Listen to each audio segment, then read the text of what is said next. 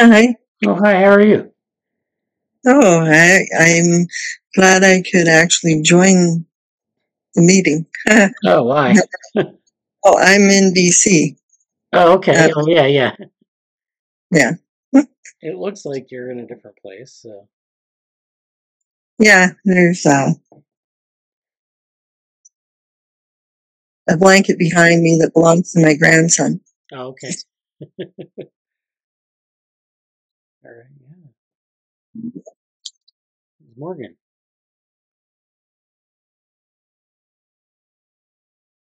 Hello, Morgan. Good morning. All right. So we have any updates before we get started? Updates? Yeah. I'm trying to validate my model with real world measurements. Okay.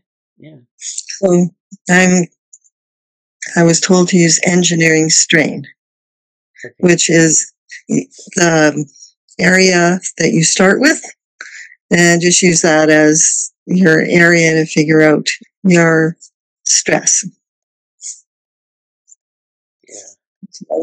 Yeah. It changes. So if I want true stress, then I have to measure the area of the whole thing as I go. I might be able to do that,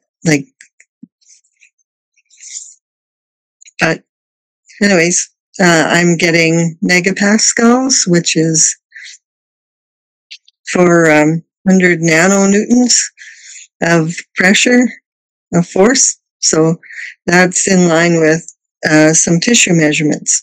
Like it's in the ballpark because I have a graph of various tissues and they're in the megapascals. So Yeah. So that's good. Yeah. Not totally out to lunch. Anyway, yeah. So that's my update. I haven't got as much done as I would like because I've been traveling. Right. Well, that's good. Yeah, that's great. Okay. Well, why don't we get started? Welcome to the meeting.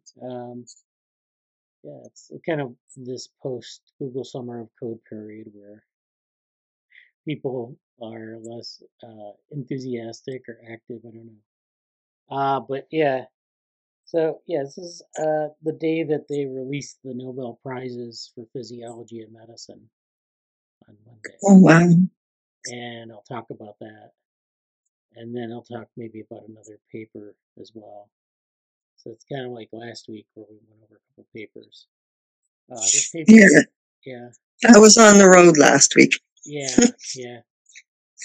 So I also in one of those, well, in kind of uniting both of those papers, I kind of came up with this idea of looking at biochemical reactions in E. coli and how those are used to govern locomotion with their flagellar rotor, and with simple nervous systems where you have a sensor and an effector joined by an interneuron.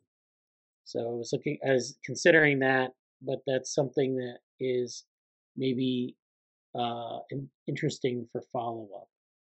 We'll see how that goes.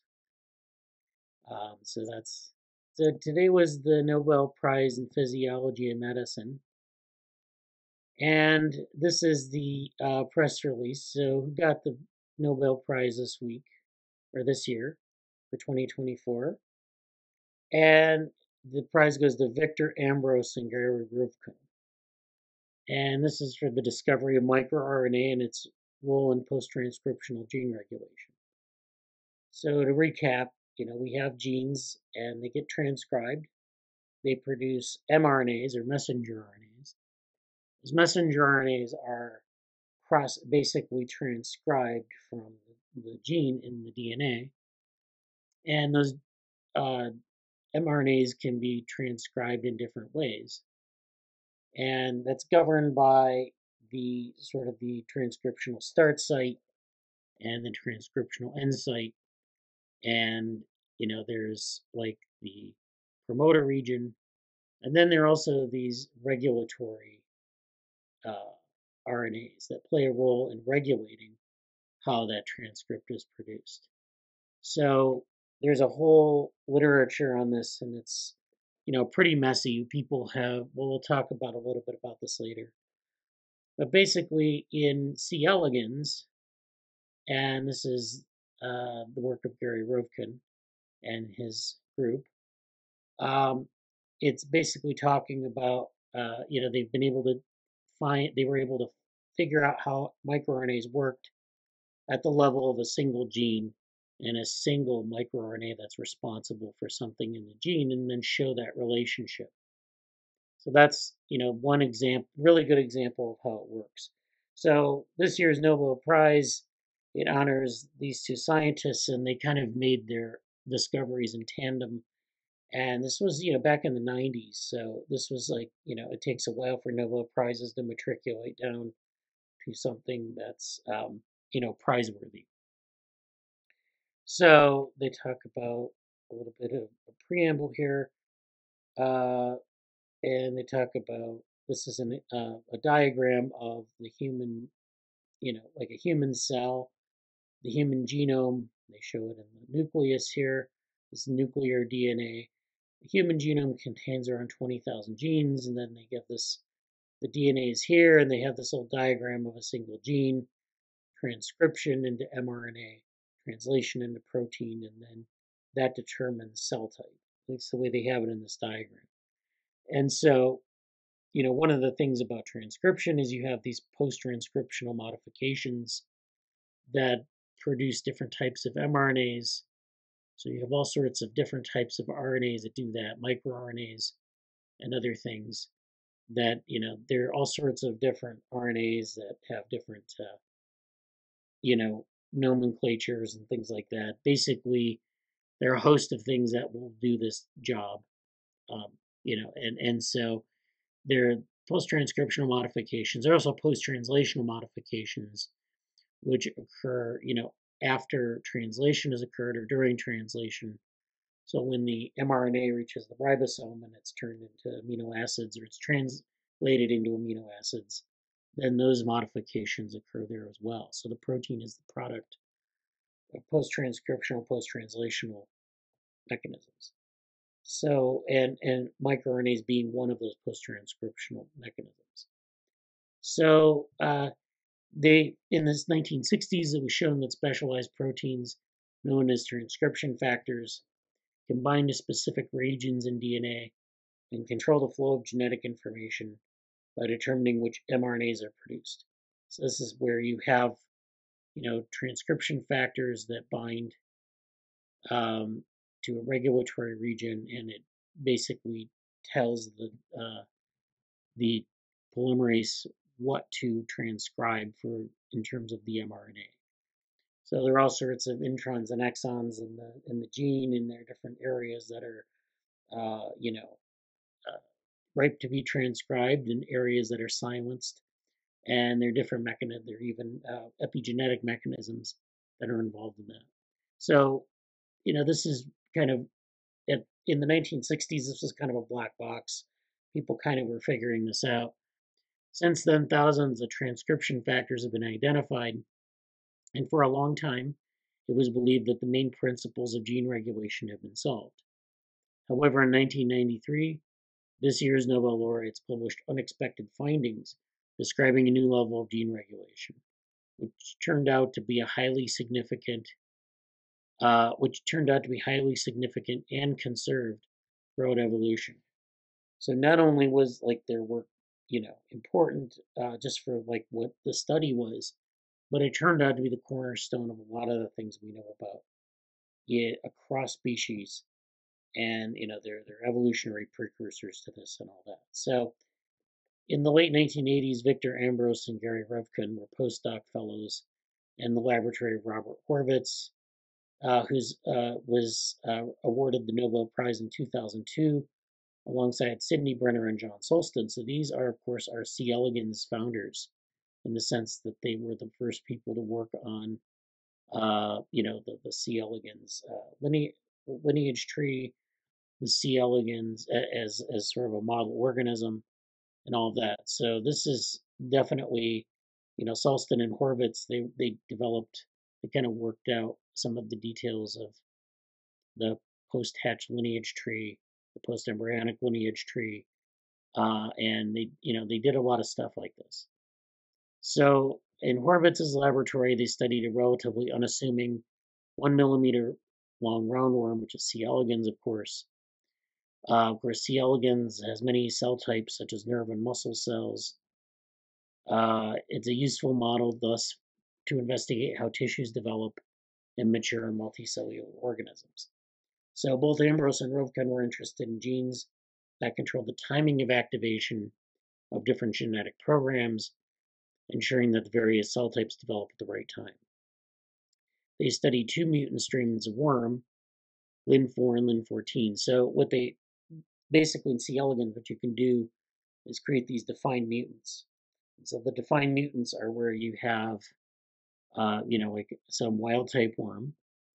You induce or identify a mutation in this one of these genes or one of these coding regions, just basically if it has a name and you have a specific mutation that you can isolate, then you backcross worms that have that mutation and you end up with a stable line with that mutation intact. So you can actually then freeze the eggs of the worm. You can raise an entire population with these specific mutations. And there's a whole database available where they have these mutations mapped to the genome. So you can actually look at function by having these defined mutants available and knowing where the mutation is.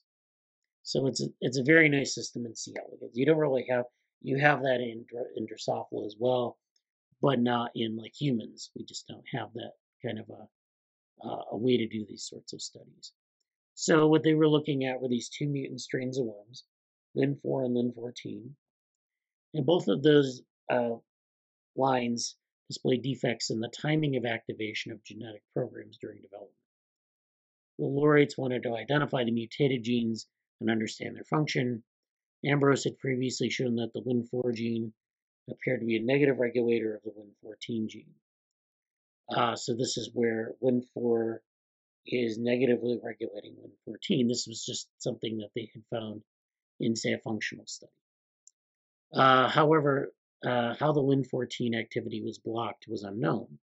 So Lin4 basically, the mutation in Lin4 negatively regulated the expression of Lin14. And so it was being blocked. We didn't really know how that was happening. We just knew that there was an association between the two. So Ambrose and Ruvkun were intrigued, and they set out to resolve these mysteries. So this is a picture of C. elegans here, and the Lin4 and Lin14 mutants. This is kind of a diagram of the genome here. It just shows the position in the heterochromatin. And then you have the different functional mutants. So these are functional mutants. So when you have these lines of mutants, you can identify them by looking if they express a certain gene. You can use like a fluorescent marker, but also you can look at the phenotype. And in this case, the phenotype is this kind of phenotype where there's some defect in the way it moves. So you can see this, like you can't really see it, but, it's kind of hard to do it just from phenotype. But sometimes, some of these defined mutants are pretty easy to spot in terms of their phenotype. This is the Lin4 mutant, and this is the Lin14 mutant. And then this is where we have what they've discovered in terms of negative regulation. So at one point they just thought that Lin4 negative regulated Lin14. It could just be that there was some mechanism there. What they found was that there was this microRNA, which is very small. That's why it's called microRNA. It's a very short stretch of RNA, which binds to the mRNA, or it binds to Lin14, and it basically silences this mRNA. So it binds to the mRNA of Lin14, it silences that mRNA. And so you can see here that there's the microRNA here and the mRNA, the microRNA binding to the mRNA here and silencing it appropriately. So this is a little bit different than some of the other regulatory mechanisms. And so that, but they found the specific mechanism, and this is the thing they're winning the Nobel Prize for. Okay, so yeah, these, the idea is that they're complementary sequences. So when those complementary sequences are bound, it has this functional effect. So microRNAs, of course, it's important to note that they don't code for proteins. They merely exist to do these kinds of things. At least not all our microRNAs, and we'll talk about that in a minute. So yeah, they talk about the discovery. There's some key papers here. And there were 2 papers in the journal Cell that kind of went over this. And of course, this is not just something that's relevant to C. elegans. You have LET7, of course, is the microRNA. This is a second gene encoding a microRNA. The gene is conserved in evolution and is now known that microRNA regulation is universal among multicellular organisms. So we know that microRNAs can play a functional role or regulatory role across the tree of life. Okay, so we know that this was discovered in C. elegans, but we know that this exists throughout, at least in animals and in plants. So we know those 2 branches of the tree of life have this ability. So this is something that had a lot of physiological impact. Just thinking about the role that microRNAs could play, and a lot of these other regulatory RNAs can play as well. So the key citations here, let's see. So this is the one, Wightman and Rovkin, Posttranscriptional Regulation of the Heterochronic Gene, Lin14, by Lin4, Mediates Temporal Pattern Formation in C. elegans. This is in Cell from 1993. And then this other paper with Ambrose and Lee, Feidenbaum, and Ambrose. The C. elegans heterochronic gene Lin4 encodes small RNAs with antisense complementarity to Lin14. So, heterochrony is basically has to do with developmental growth. And so there are these growth things that play a role in the growth of these mutants. So when there's a mutation, that means that it's somehow modified from the wild type, and it has a consequence in the phenotype. This is a developmental process where this gets knocked down, and it results in the phenotypes you saw, where there's this sort of defect, and it has to do with the timing of growth and development. So this is the Nobel Prize site here. So this is a press release. It just gives a very basic summary of things. There are a couple papers. Of course, this is the one from Wightman, Hough, and Rovkin. This is back from 1993. Posttranscriptional Regulation of the Heterochronic Gene Lin14 by Lin4. Mediates Temporal Pattern Formation in C. elegans. This, of course, is describing what they did here. So why don't we read the abstract? So during C. elegans development, the temporal pattern of many cell lineages is specified by graded activity of the heterochronic gene Lin14. Here we demonstrate that a temporal gradient Lin14 protein is generated post-transcriptionally by multiple elements in the Lin14 3' untranslated region, which is part of the transcriptional apparatus that are regulated by the heterochronic gene Lin4. So remember, Lin14 is the thing that's producing the protein. Lin4 is the non-protein coding gene that is the microRNA is binding to the mRNA of Lin14, and thus blocking it from being produced into a protein. The Lin14 3' untranslated region, or 3' untranslated region, is both necessary and sufficient to counter Lin4-mediated post-transcriptional temporal regulation. So they did this test of necessity and sufficiency. So it means that, like, if you have this Lin14, you know, this thing that happens to Lin14, is something sufficient to do that, or is it necessary to do that? And so, if it's merely sufficient, that might mean that there are other mechanisms involved. If it's necessary, that means that something is critical. So this 3' UTR binding activity of Lin4 is, it's necessary, or it's sufficient. It's sufficient to knock something up. It's also necessary. So, we have this sort of test that they do here. And it's important to note this because not every time you talk about a microRNA are we talking about this test of function of necessity and sufficiency. A lot of times it's like things that are correlated or things that are associated. So in this case, we have really kind of nailed down to a specific mechanism in a specific set of genes. The function of the Lin14 3' untranslated region is conserved between C. elegans and C. briggsii. So C. briggsii, of course, is another Cantor-Hebditis model organism.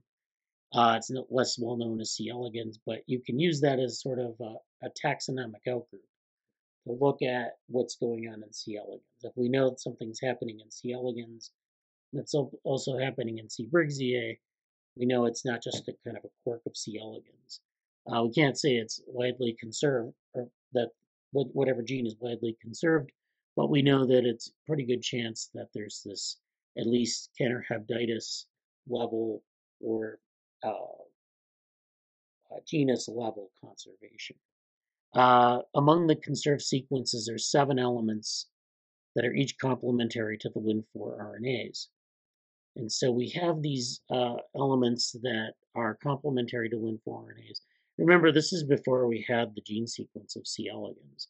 So they had to clone the genes, all the genes, and work from kind of like this you couldn't map it to a reference gene or anything like that. So it's really, kind of heroic work, I guess would be the way to put it.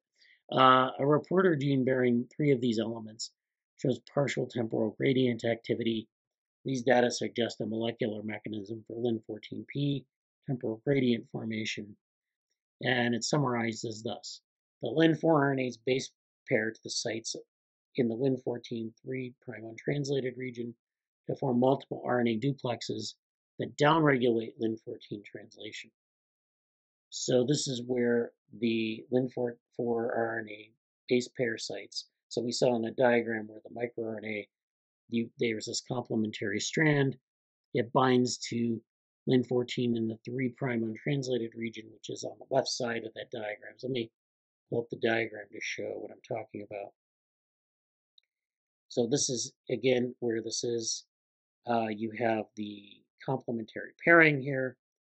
It basically binds, and there's some loops in the microRNA, so it doesn't have to be a one-to-one match.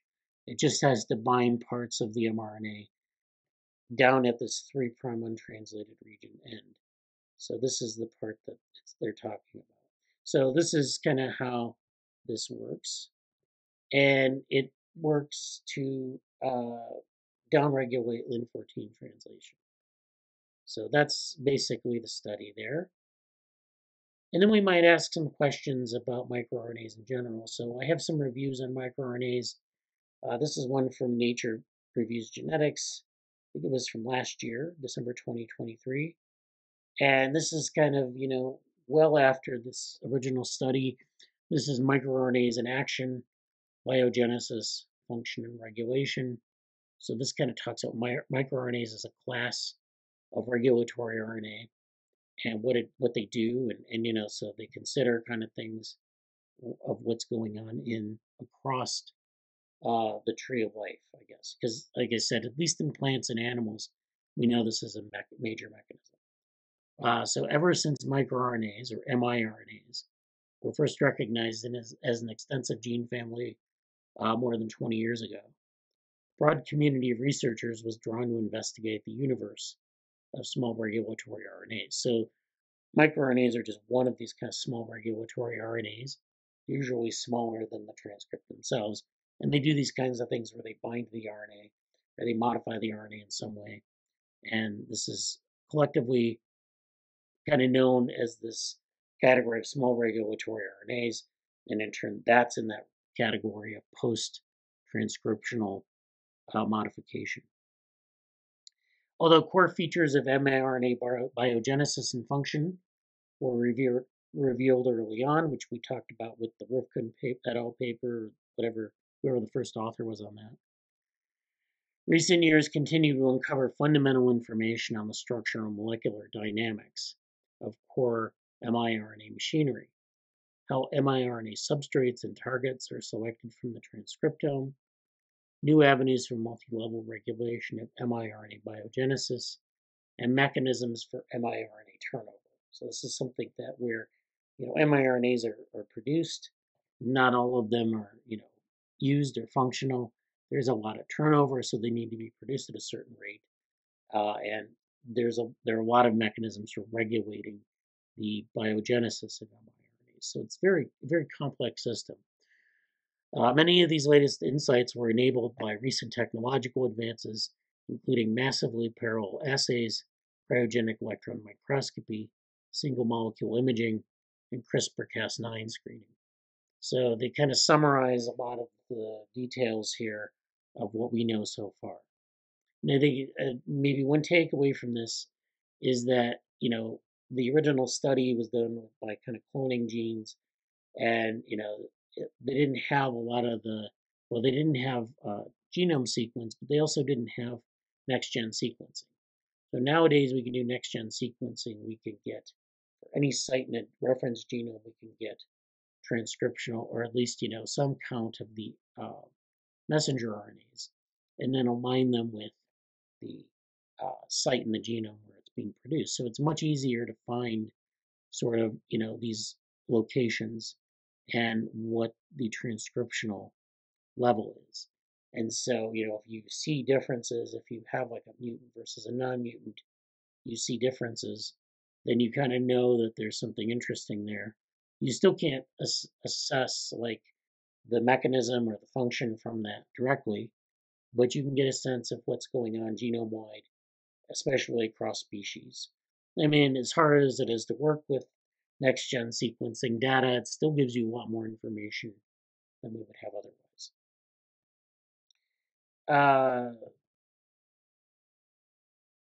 This is an interesting paper here. Primary transcripts of microRNA encode regulatory peptides. So this is the abstract here. We'll just read this. MicroRNAs, or miRNAs, are small regulatory RNA molecules that inhibit the expression of specific target genes by binding to and cleaving their messenger RNAs, or otherwise inhibiting their translation into proteins. So sometimes they cleave the messenger RNA to render it unusable.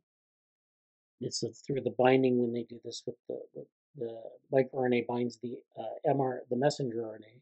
It cleaves it at that site, and it renders it not useful. Or it does some sort of other inhibition process where it just basically silences that transcript. mRNAs are transcribed as much larger primary transcripts, pre-mRNAs, the function of which is not fully understood. So basically, like I said, miRNAs come from a gene.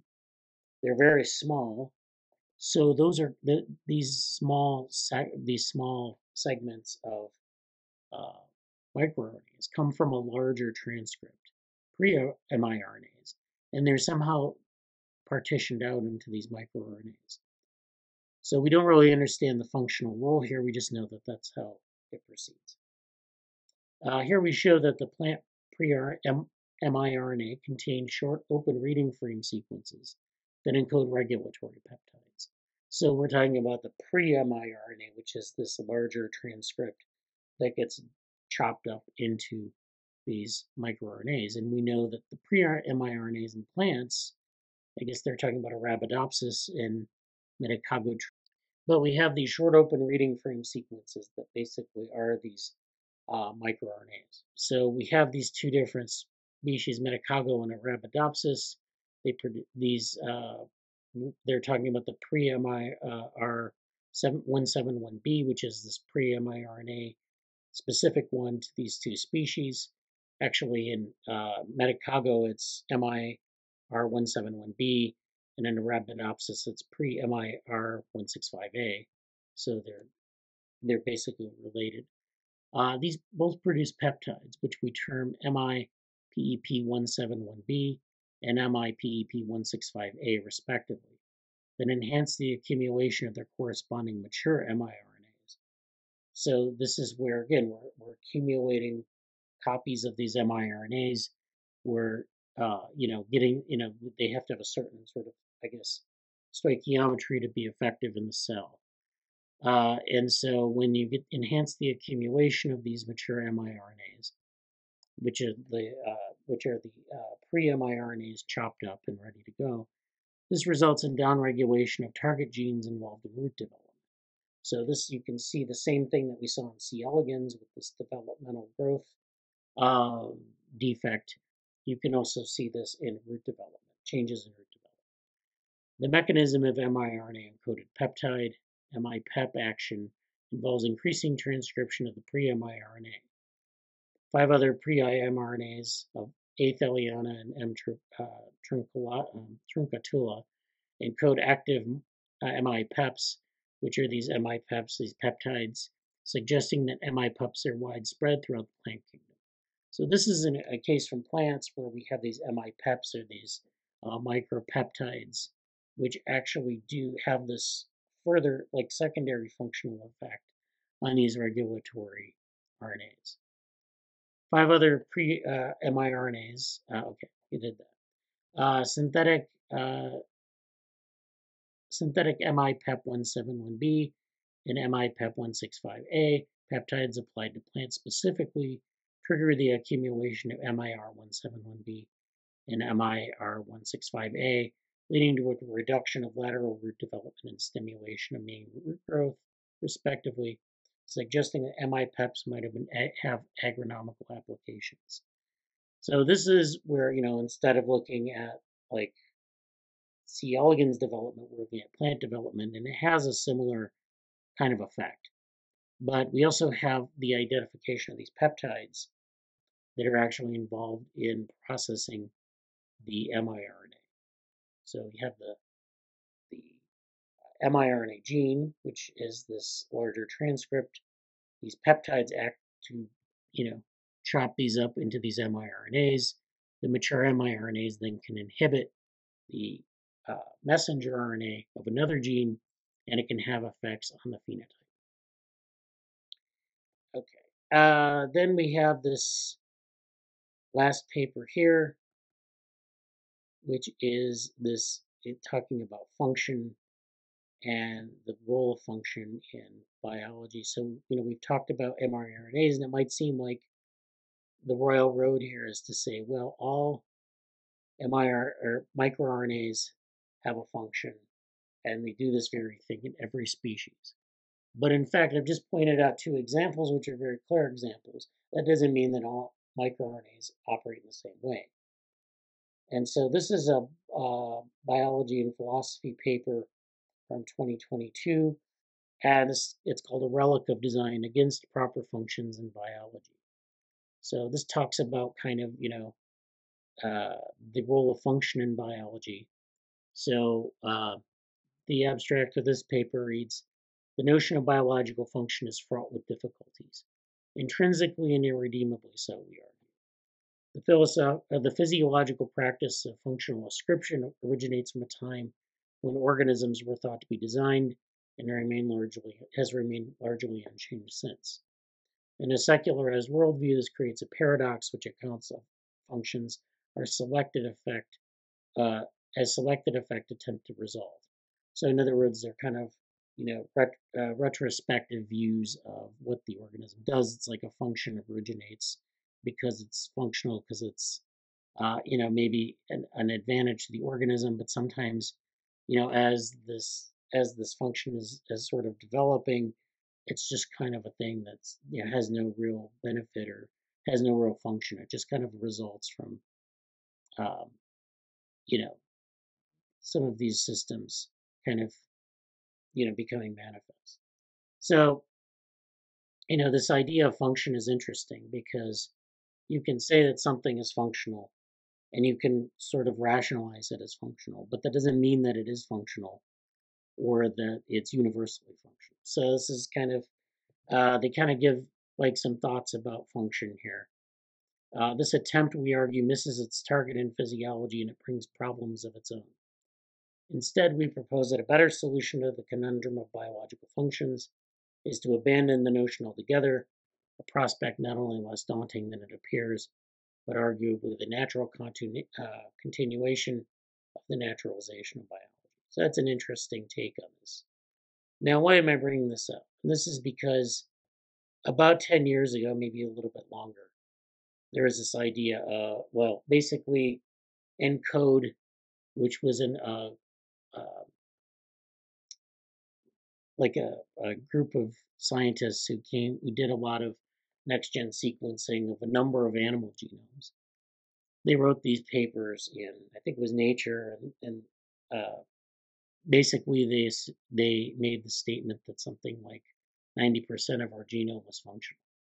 And so, this is something that was kind of against the grain of what a lot of people were thinking at the time. And so this is, again, maybe it's, when we had, when the human genome was sequenced, people before the sequence was released, people had a much higher estimate of the number of genes that were in the human genome. And when we actually got the draft sequence, then we discovered that there were far fewer genes. And so that was an interesting kind of revision. In this case, the encode people, they kind of came up with this number of 90% function for the entire genome. So 90% of the genome is generally functional. And so this is an example of a database that encode produced. This is the Ensemble database. This is a very useful database for finding genes and functional sequences.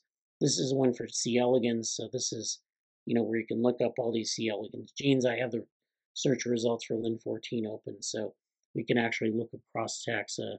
We can look at the gene itself. We can look at associated genes and make comparisons about where they are in the genome and things like that.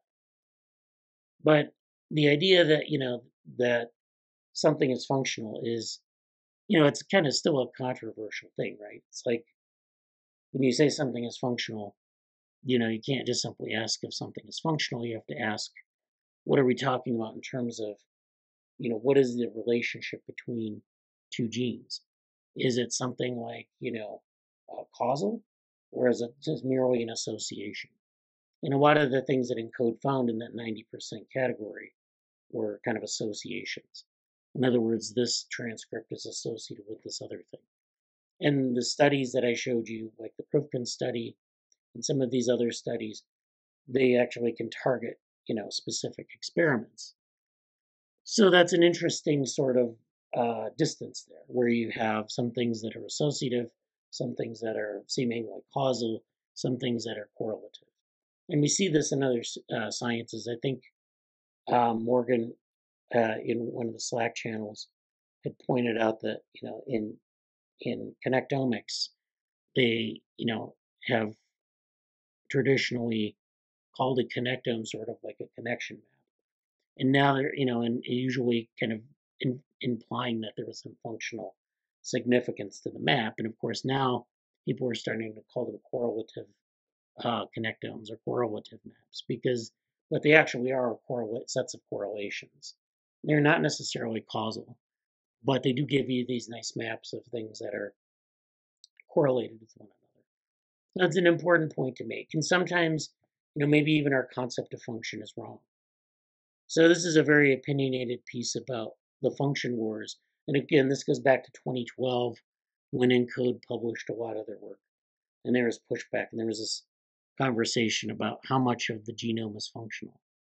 And so Larry Moran is very much in the category of very little of the genome is functional. And he talked about some of the things that kind of kicked off this, it's about the terminology of function. and how much function is there in the genome, and what does it mean to be functional. So this is, drawing upon things from the history of molecular biology, kind of drawing on things from our newer technologies, and kind of how those things are kind of colliding. So I think Susumu Ono, who has developed a lot of neutral theory, came to the conclusion that 90% of our genome was junk. And so this is, the kind of the other end of the spectrum with respect to the encode findings. And so this is an interesting thing, especially with respect to regulatory RNA and its role in this.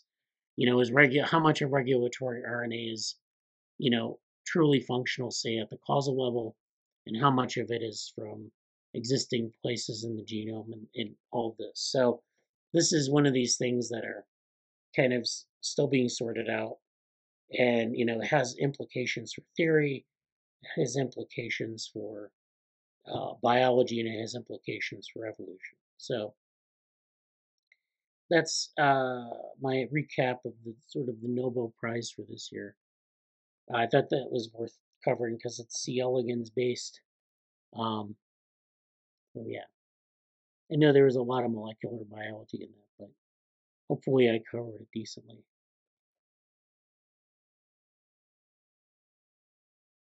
Okay, any questions about that? I'll have to review it again. Just I'm very weak in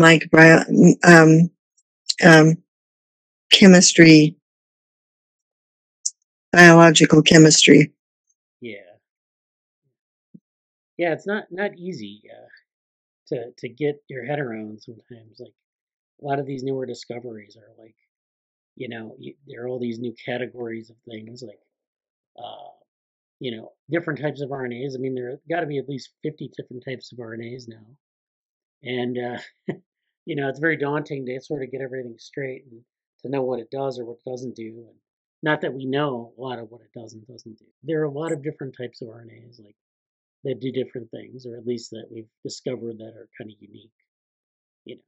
Unique. At least function in one system, and then can you extrapolate it out to every system?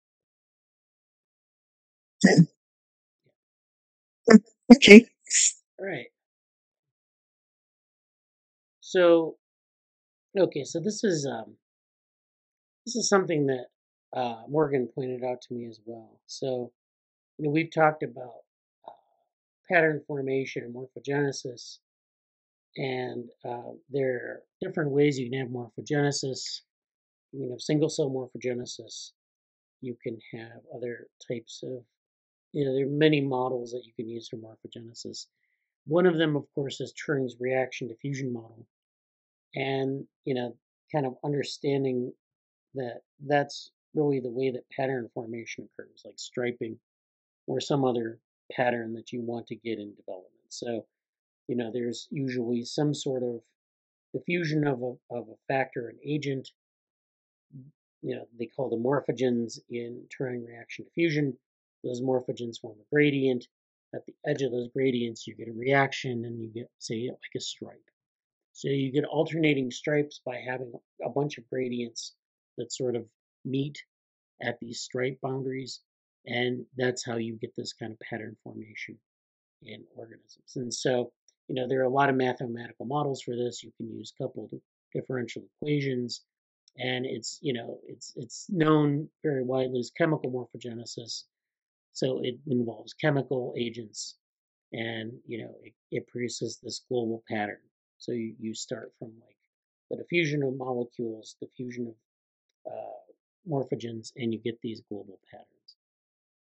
And so this talk is actually part of the series. Oh, this is not the one. Okay. Yeah, this talk is actually part of the series of YouTube lectures, INI satellite events. This is the Isaac Newton Institute. So this is creating a hub for mathematics in the UK. So this is on YouTube, and they have a bunch of videos. And so the video I was looking at here was, and this is shared to me by Morgan, He's always sharing interesting YouTube videos on talks. And this is the emergence of classical pattern formation dynamics from quantum models. So this is, this sort of chemical morphogenesis, this pattern on this fish, and you have, the sort of quantum model explanation of it. So instead of using the standard way of modeling Turing reaction diffusion, he's using a series of quantum models and talking about things like solitons and their role in this process. So it's very interesting stuff.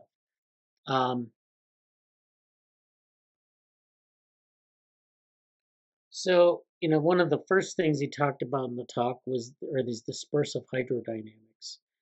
So, we're interested in, when we talk about hydrodynamics, we have to use a new class of methods. So we're thinking about math, or you're thinking about IST, within theory, asymptotics. I'm not really familiar with a lot of these methods, but, he's a mathematician and a physicist, so I'm just going to take his word for it. That these are, relevant methods. Basically, you're looking at something diffusing in water, dispersing outward. So this is basically, chemical morphogenesis. You have these gradients, which are basically dispersion events in some medium. So it could be it's usually some sort of liquid, or something like that. So you can use hydrodynamic theory to describe it. And you have, of course, some systems of interest. You have water waves, quantum gases, nonlinear optics. Those are all relevant to this problem. And then the interplay of nonlinearity and dispersive transport. So, we're interested in nonlinearity, interested in curvature, because that's a biological system. And we have these challenges to model this. One of the challenges of Turing reaction diffusion is it's good for modeling like a two-dimensional pattern, but it's like not really descriptive of three-dimensional patterns or of nonlinearities. And so this is where we can use solitons and solitary structures to understand these things. So solitons are basically these waves that exist. I have a description of solitons here.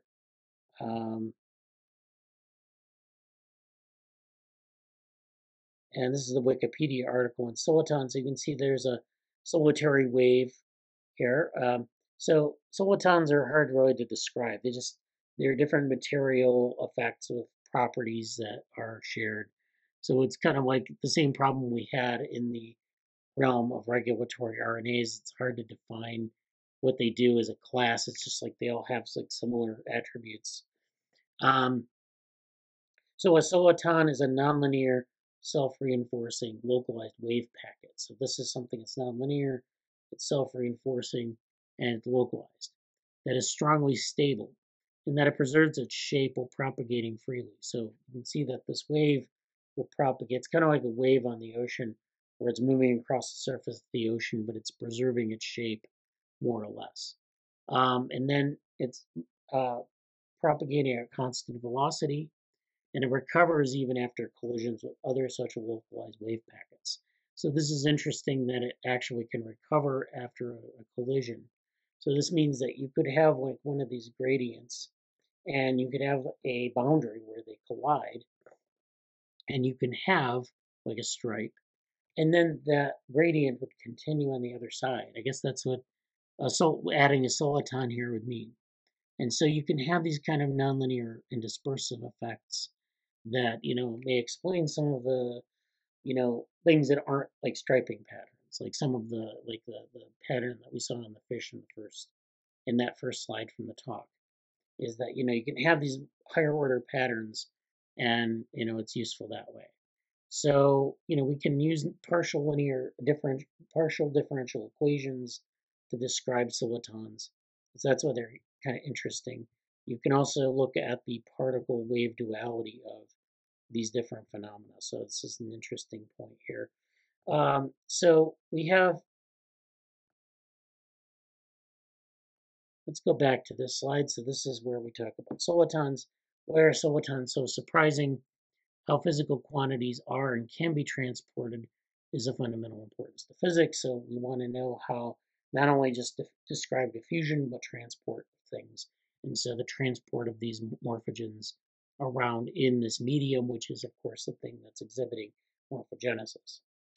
Nature tends to delocalize concentrations of matter, energy, information. So that means that in nature, we tend to see diffusions, whether it be like in the statistical mechanics sense, where we have entropy and things kind of diffuse into sort of this ground state, or we have things that diffuse from a source in diffusion, different types of diffusion in biology that we see all the time, or that we have things like energy and information that can tend to delocalized from a central point. And of course, in morphogenesis, that's important because we have these gradients.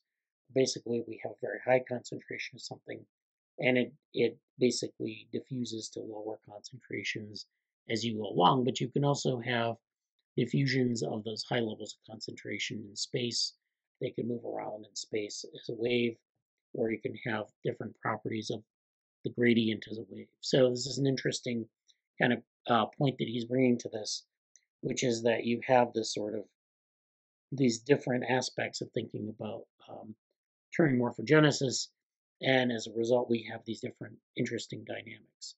So he says that solitons are a balance of two ingredients: delocalizing transport and nonlinearity. So moving things around in that space of morphogenesis and having this nonlinear type of morphogenesis. So this is a sketch of the Turing mechanism. You see that like you have the two species system, which are these couple differential equations, and you have, you assume there are just homogeneous solutions for U0 and V0, and there's your from these two terms here. And then, we're thinking about linearizing U0, V0, and Turing found conditions under which homogeneous solutions destabilize. So the Turing chemical morphogenesis model is basically an equilibrium model. It's where you have this homogeneous solution. Now, in cases where you don't have this homogeneous pattern formation, then you're talking about maybe a different set of mechanisms. So you have these conditions under which homogeneous solutions destabilize, meaning they become nonlinear, or they become unstable. So that's what diffusion brings. You have this fish up at the top, which has this kind of regularized pattern. You add diffusion and you get this kind of, I don't remember what this pattern is called. It's almost like a Beloussov-Zhabotinsky reaction, but it's like not that, or maybe it is, but that's basically what it would look like. But anyways, instability leads to spatial patterns. So this is where you get this instability, this chemical instability leads to these spatial patterns, like the Beloussov-Zhabotinsky reaction. And then steady states reach through nonlinear interactions. So to get a steady state after an instability, you need to have these nonlinear interactions that result in a pattern like this being transformed into a pattern like this. Or more to the point, a set of mechanisms that produce a pattern like this can produce a pattern like this if you add in instabilities and diffusion. So how do you get the diffusion and reaction diffusion? That's an important point because it is a two-compartment system. You have the reaction, but you also have the diffusion. And so at the microscopic level, you have these disordered particle dynamics, particles moving around in a space. They could be moving around in a cube where they're kind of moving, at random angles and bouncing around in the cube, and they're delocalizing, but they're kind of like, at random. You also have diffusive hydrodynamics, and that's the macroscopic picture. So if we have this, I think of this blob of ink in water, you drop a blob of ink in and it starts to diffuse outward, and it diffuses equally across the volume until you end up with this liquid that has the dye equally distributed. So the idea is you have this blob, which is sort of a heterogeneous mixture of water and ink, and then the ink diffuses through the water column, and then you get this volume where it's basically more diffused, more even. So you get this macroscopic diffusion in a hydrodynamic medium, and so these are two different views of diffusion. And so you can actually model this as a random walk. You can, go from 0, and you can move to the left and to the right on a one-dimensional space. So you can do this one-dimensional random walk. say that steps occur at every small time interval, delta t. Then you get this term. Taking small quick step limit, we expand, and there's more math here that leads us to this solution of diffusion. So, what does this have to do with quantum mechanics? At this point, we've just been describing morphogenesis in sort of the reaction diffusion model, kind of talking about these instabilities, talking about these different types of nonlinearities.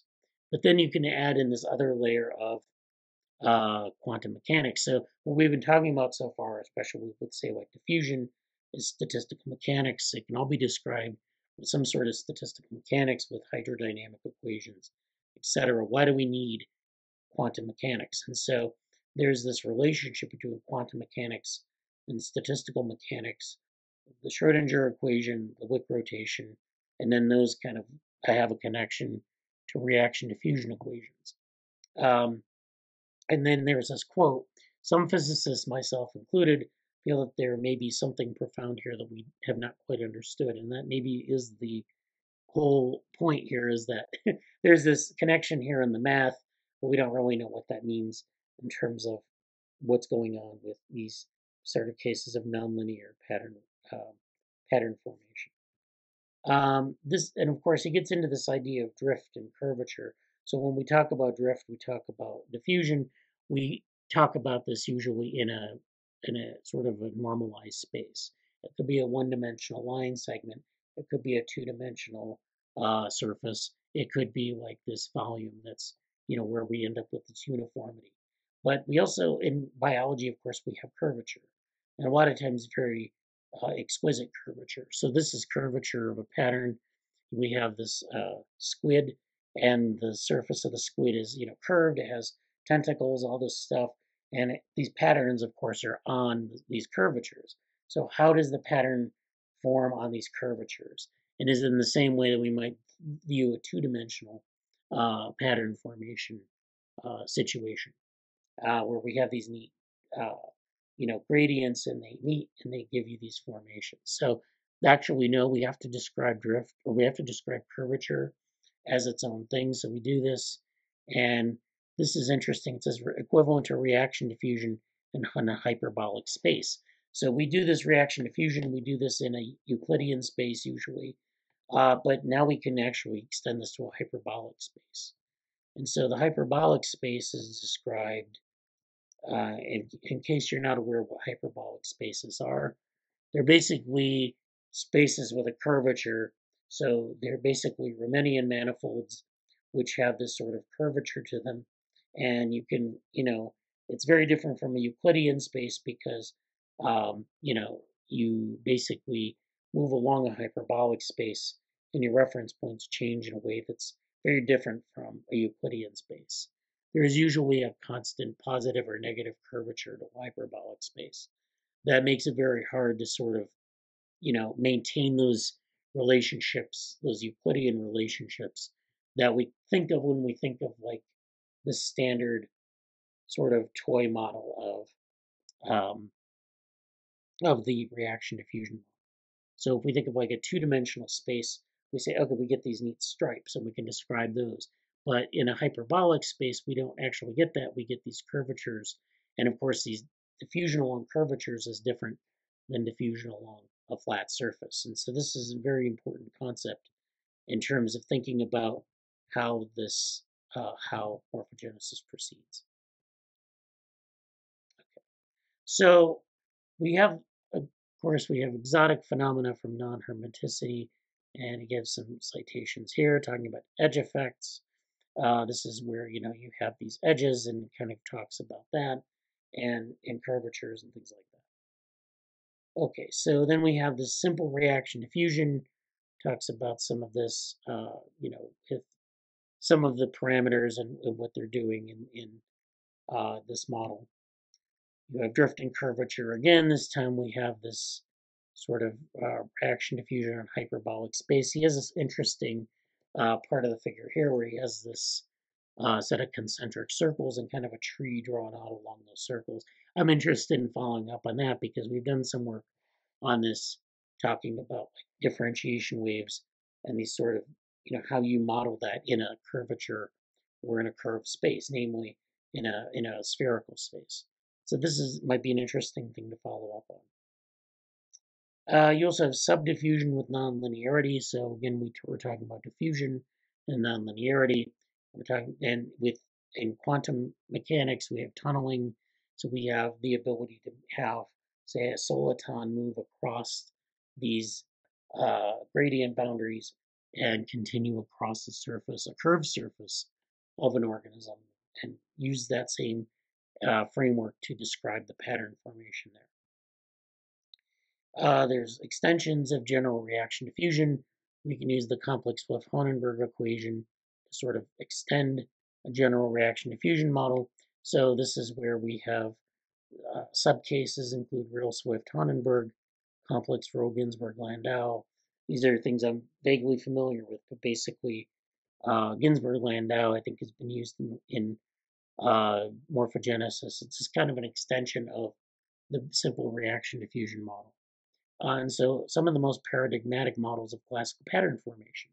So these are sort of like outside of morphogenesis, we have these different models of pattern formation that can be used in this framework.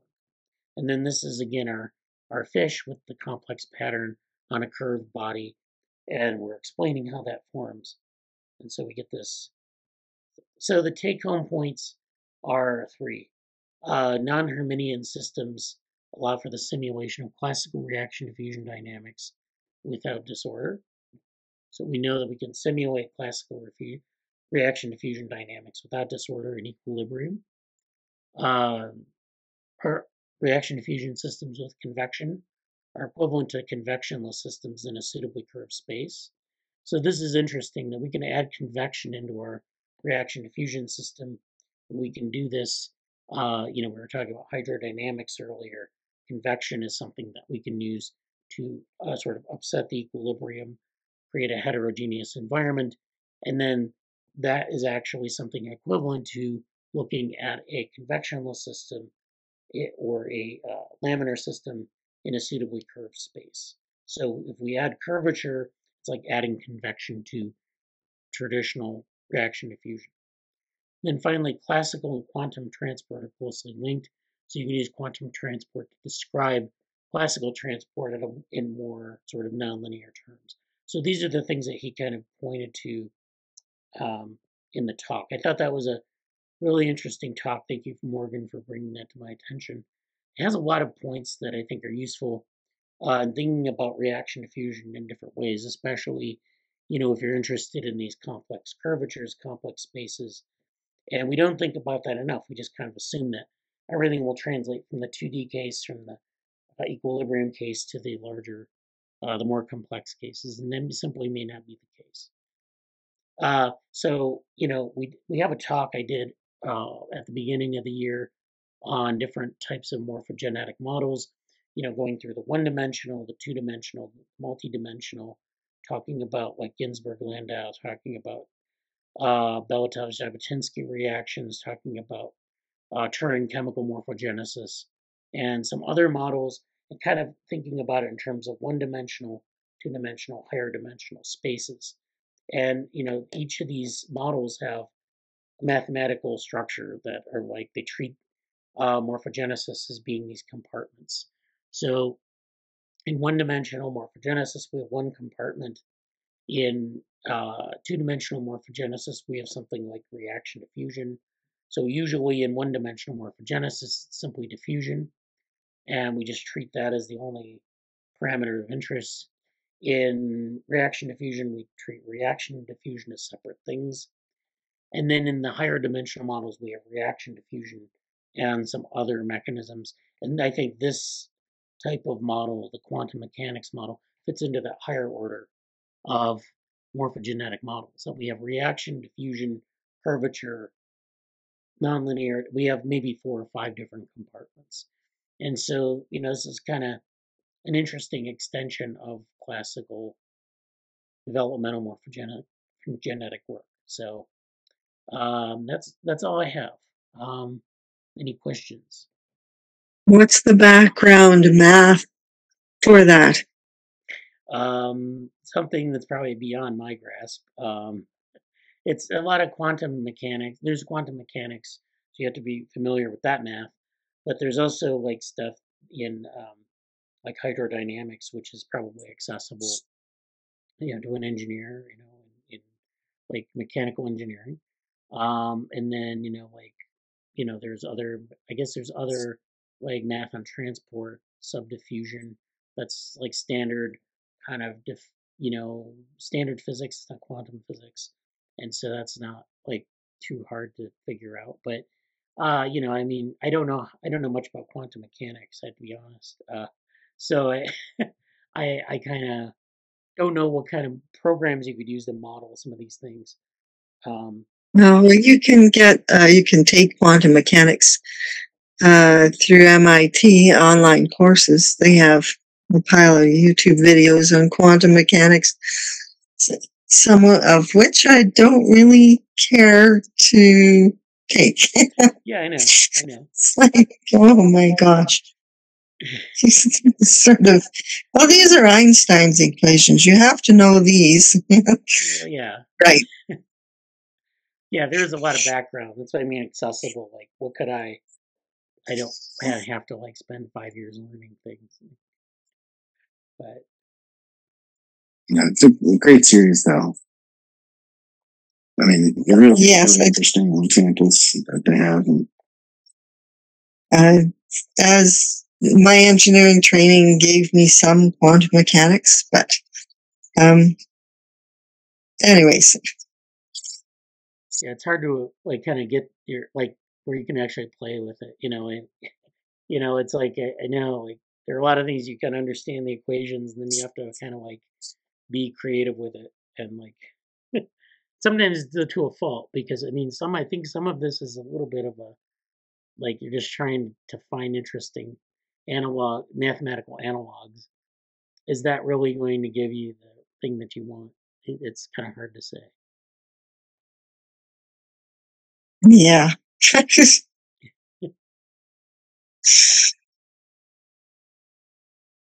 I'm interested though about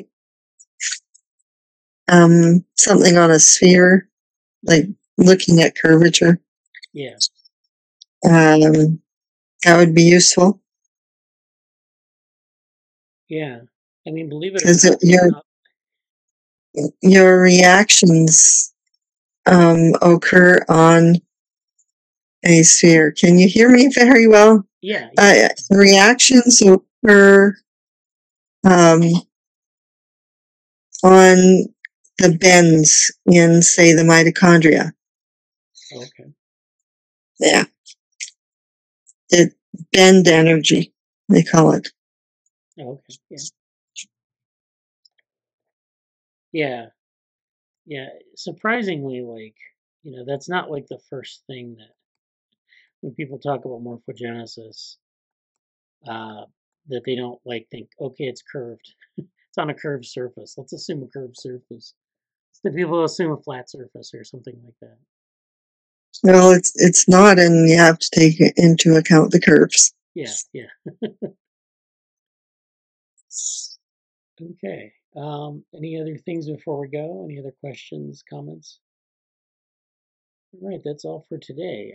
Thanks for attending, and I'll see you next week. Yes. Thanks for having us. Yeah. Take care. Take care.